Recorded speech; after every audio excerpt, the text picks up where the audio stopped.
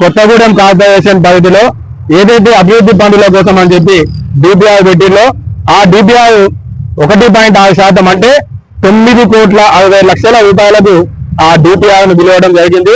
అది కేవలం కోటిన్నరకు అయితే దాన్ని 9,60,00,000 చేసి దీంట్లో పెద్ద ఎత్తున అవినీతికి పాల్పడే అవకాశం ఉన్నది. ఎందుకంటే దీంట్లో 8 కోట్ల రూపాయల స్కామ్ జరుగుతుంది.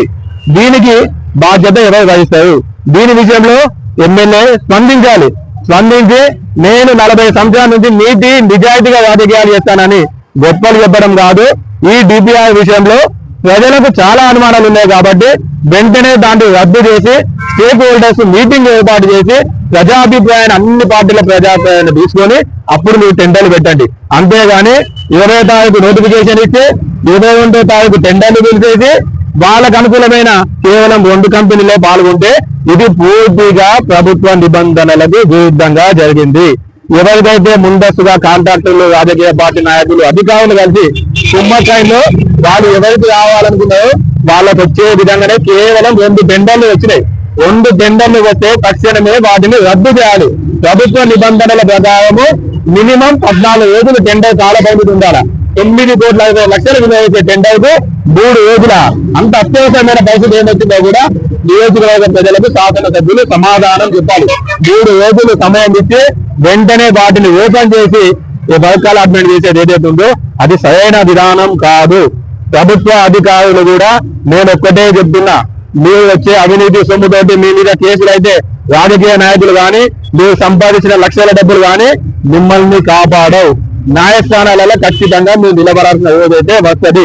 ఇకనైనా కూడా అధికారులు పునరాలోచన చేయండి.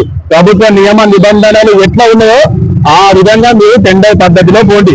అంతేనే కానీ మీకు వచ్చే కమిషన్ల కోసం కాంట్రాక్టర్లతో సిమ్మతులై రాజకీయ నాయకుల ఒత్తిళ్లతోటి మీరు రకంగా చేస్తే ఖచ్చితంగా మీరు ముద్దాయిగా నిలబడే రోజైతే ఖచ్చితంగా వస్తుంది. ఇది సరైన విధానం కాదు. ఎందుకంటే పక్కనే ఉన్న ఆంధ్రప్రదేశ్ రాష్ట్రంలో మనం చూసుకుంటే అధికార మార్పిడి జరిగినాక ఐపీఎస్ నే చిప్పకు ఊడినారు.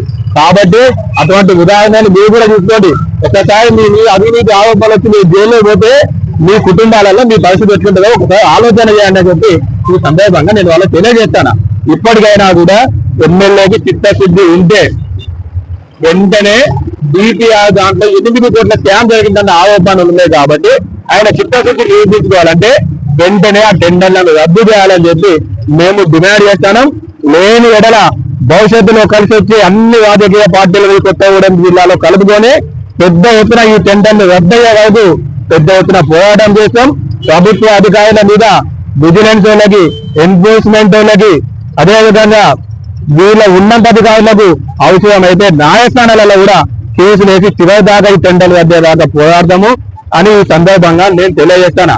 మున్సిపల్ అధికారులు కూడా ఆదాయ లక్షల రూపాయల చెక్కులు ఇచ్చేద్దామని చెప్పని ఆలోచనలు ఉన్నాయని ఇక్కడికి వచ్చినాకనే ఒక మిత్రులు ఫోన్ చేసి చెప్పిండు. అటువంటి తప్పిదం కూడా చేస్తే ఖచ్చితంగా ప్రజాక్షేత్రంలో మీరు సమాధానం చెప్పాల్సిన అవసరం అయితే వస్తుంది అని ఈ సందర్భంగా నేను తెలియజేసుకుంటాను.